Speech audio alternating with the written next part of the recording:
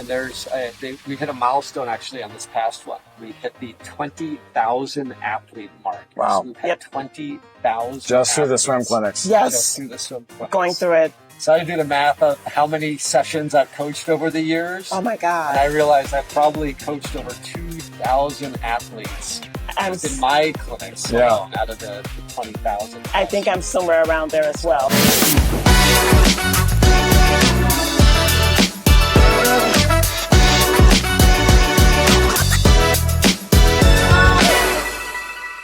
All right, everyone, welcome to another episode of Tri 312 Tri and the Shy monthly multi-sport talks with me, Coach Brian, with Coach Joy and Coach Chris.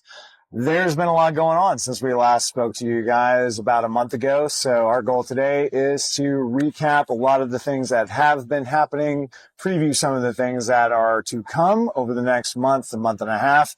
And we're also going to be sharing later on some tips and tricks on different swim skills that we need to have prior to the big one that's coming up, the Chicago Triathlon, as well as as we've now all been experiencing these last couple of weeks, good tips on heat acclimatization, things that you can do to help get you better prepared for running or just generally eventing in the heat that we're all feeling here in the Chicagoland area. So with that being said, guys, how has your last month been going, and any fun things that have come your way within the last month? Anything fun? Yeah, it's been busy. Busy. So if we go hot and humid. Yeah. If we rewind to the beginning of June, the last month, give or take. Yeah. We had the Leon's Tri, beginning of the month. And then USA Triathlon Multisport Nationals in Omaha. A couple of us went out there. I qualified for Team USA 5 more times. Nice job, man. So I'll take Sweet. that. Good work. A couple podiums that I did not expect, but it was mostly, we did not have that many people this year compared to the prior year. So it was actually easier to qualify. Some age groups, if you just finished, you could earn a Stars and Stripes spot on Team USA. So next year we might be going to Abu Dhabi for the World Championships. Nice. So we'll see. What did you qualify in? I forget. Oh, God. There's so many. Well, there were 5. So Aquabike, Aquathlon, Draft Legal, Duathlon, and Standard Duathlon, I believe. And maybe Draft Legal Triathlon as well. So cool. Anyone's never done multi-sport nationals. USA Triathlon has, say, 2 major nationals that people talk about. There's the one up in Milwaukee that's coming up. That's coming up. About, which is the sprint and Olympic standard kind of format triathlons. And then the multi-sport is everything else. It's the duathlons, standard and draft legal. There's draft legal tri. There's relay triathlons, like team triathlons. There's aquathlons, swim and run. Aquabike, swim and bike. So basically all the other multi-sport combos in one week. So you could do up to 3 races in a day, which I did that on one of the days, and that was exhausting. I know that seems par for the course for you. Yeah. But even for me, that was pretty exhausting. So we ended up doing, I think, 8 events, 4 days or something like that. Wow. And then with Leon's Tri the week before, it was a lot. It was fun. It's always a fun atmosphere, and people hang around. It's much more social, I would say, than typical triathlon. People see each other multiple times. So yeah, it's a really, really fun formative event. And also, if you are not a runner, you can do the Aquabike, swim bike. If you are not a biker or you don't have a bike, you can do Aquathlon, swim run. So there's things for everybody out there. And after that, we started heading towards Rockford, whichever Ironman event in Illinois. Yeah, which we will do our own separate recap video after this. So it's going to have its own dedicated section. But Joy, any other news and events from your standpoint that got you excited, that you were interested in, or that you experienced over the last month? Well, Faith Kipyegon actually tried to break 4 minutes in the mile, which, I'm sorry, there's no way in the world. In my dreams, I'm Kenyan. but she did not break 4, but she did break the world record again at 4:06, which is still blazing fast. Yes. More than blazing. Yeah, I think there was talk of them actually rescheduling it because the heat was a little bit It was higher. anticipated. Do we know when they're looking to reschedule that for? I don't know if they will. To be determined. Yeah. All right. So we'll keep us informed, keep us Yes. updated, because that might be something for others. If y'all weren't aware of that event or that attempt, then again, that's pretty substantial. So the more that we can kind of give that credence and give that some notoriety, I think the better. Because no woman has broken 4 yet. That's amazing. It's a big jump. They say it would be over 3% jump in performance. Wow. We were doing the sub 2-hour marathon attempt. That was, I think, only a 2% jump that they were looking for. Right. They didn't do it on the first time they tried that either. No. So the second time was the charm for the sub 2-hour marathon. So maybe another attempt at the sub 4-minute mile, and we'll see a new first ever female under 4 minutes. But if you're interested in seeing all the background behind it, go on Amazon Prime.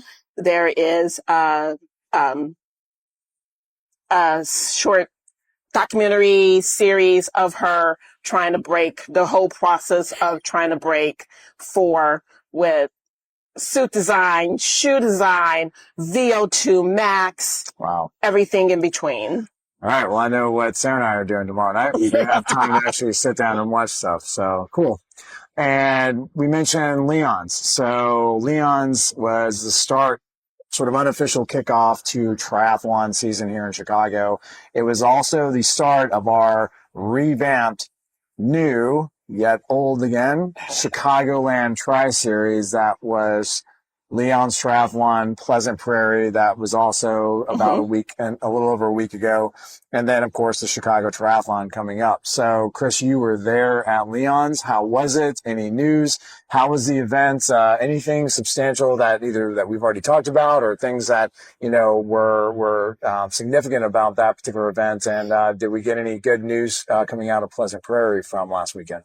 Yeah, so the Leon's Tri is always looked at like the start of the local triathlon racing season. And with the Chicagoland Tri Series, the new Chicagoland Tri Series, it's now a 3-state series. So race in Indiana, race in Wisconsin, race in Illinois. 2 state championships, 1 military championship, all para adaptive division races. So a lot of different things going on at all the different events. And Leon's Tri was probably the best weather I think we've ever had at Leon's. It wasn't too hot, which usually gets a little hot. So conditions were really, really nice. The event went really, really smoothly. So good overall experience. And we started educating a lot of new triathletes about the Chicagoland Tri Series. Good. We had a number of people who were already signed up for both Leon's Tri and Pleasant Prairie, which just took place as well. I was not at Pleasant Prairie because I was at Rockford, but the weather got a little hot for Pleasant Prairie like it usually does. In Rockford as well, we had more than enough heat to go around. And now if anyone's done both of those races and they do the Chicago Tri, they will get as a participatory challenge, not a competitive challenge. Just if you do the events, any distance, it can be relays, it can be duathlon, it can be triathlon, whatever. The goal is to inspire people to do at least 3 events. You'll get a special hat at the finish line from Leon. So he'll be at the Chicago Tri at a special tent. So anyone who does all 3, you'll get to go over and see Leon and get an extra swag item. So excellent. Yeah. Do we know if there will be an opportunity yet to maybe pre-register for next year, or is that still TBD? Leon's Tri is going to be opening up registration here pretty soon. So we will have there is an option, which technically you could have done for this year as well, which you could still sign up for through Dare to Try. So if you sign up with Dare to Try, they will pay for your registration for all 3 events, and you do fundraising towards the Dare to Try for Triathlon Club. So that option is already still open technically for this year. You can kind of retroactively sign up and get the Chicago Tri race entry covered. And then once the Chicago Tri is done, we'll open up registration for next year for the series. But each race will be opening up their own registration as well. So stay tuned for information from that. Awesome.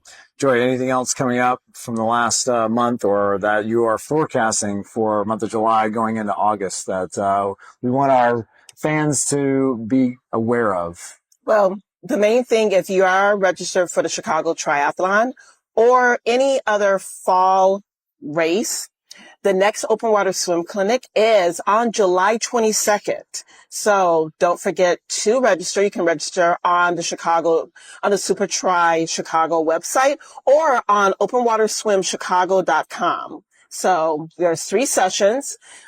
Whether you're a beginner, intermediate, or you've been swimming in open water, you still need to get that practice in because open water, of course, we all know is different from being in a pool. Excellent. Yeah, we had the first big open We finally. clinic. The one in May got canceled. So we got just recently in June here, our first big one. Yeah. Over 400 people, I think. 400 with between the 4 p.m. session, the 5:15 session, the 6:30 session. And also if you are interested in just testing your legs, you can also do an aquathlon. So either a half mile or a mile swim, a 5K or a 10K run.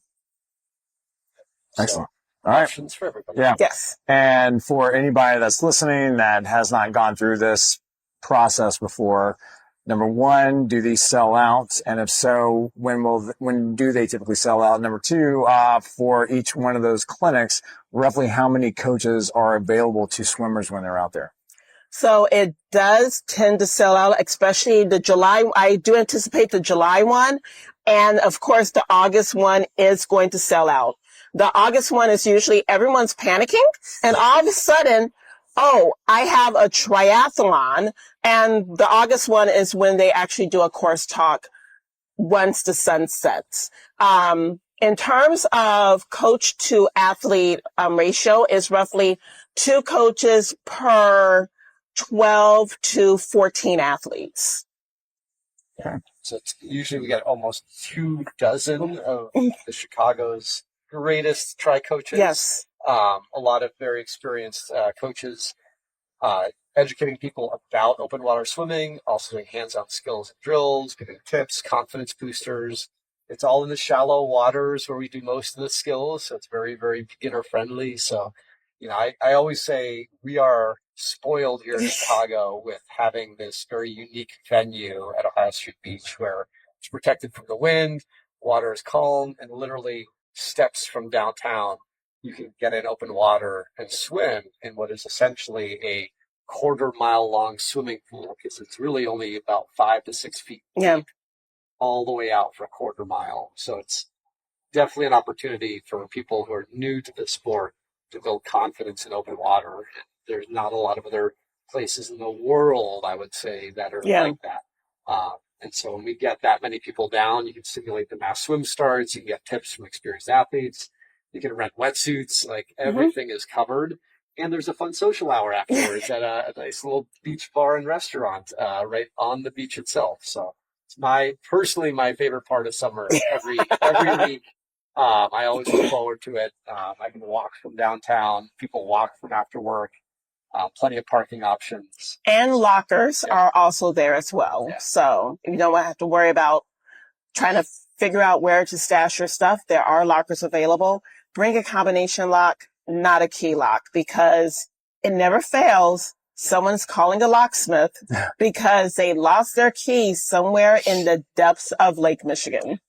And we hit a milestone actually on this past one. We hit the 20,000 athlete mark. Wow. So we've had 20,000 just through the swim clinics. Yes. Just through the swim clinics. Going through it. So I did the math of how many sessions I've coached over the years. Oh my God. And I realized I've probably coached over 2,000 athletes just in my clinics alone out of the 20,000. I think I'm somewhere around there as well. That's great. It's a great way to connect, whether it's friends, getting connected with coaches, communities, learning. And it's a good way for us as coaches of giving back to the sport. Yeah. So I think Chris will say it too. When we first started, it would have been nice if they had something like that for us. Like, okay, where do we go? Swim. Okay, what do we do? So. Yeah. So shout out to Scott Humacher, the guy who puts it all together, and all the coaches that volunteer, all the staff that volunteer as well. We have a lot of our charity athletes from different charity teams volunteer to help make those events happen. So I think that 20,000 athlete mark should be celebrated by everybody. Yes. It's really turned that into, a staple of Chicago. 100%. So on that note, so a couple of things to keep us preoccupied for getting ready for the Chicago Triathlon coming up next month. Well, 2 months, basically. Yeah. Give or take. Less than 2 months. So if anyone is out there that's still curious about things that they need to do to help get them prepared for the Chicago Tri, obviously great clinics coming up that are going to be valuable and beneficial for you as a swimmer and general triathlete. But we're going to start talking a little bit more about some swim tips a little bit later on, get a little bit more specific into some other things that you can do with that swim training leading up to Chicago or your fall races coming up, especially if they are long course distance. So with that, thanks for all the news and updates from the past month and what's coming up in the next month. So with that being said, guys, thank you all so much. And now we're going to go ahead and start talking a little bit more about Rockford, Illinois.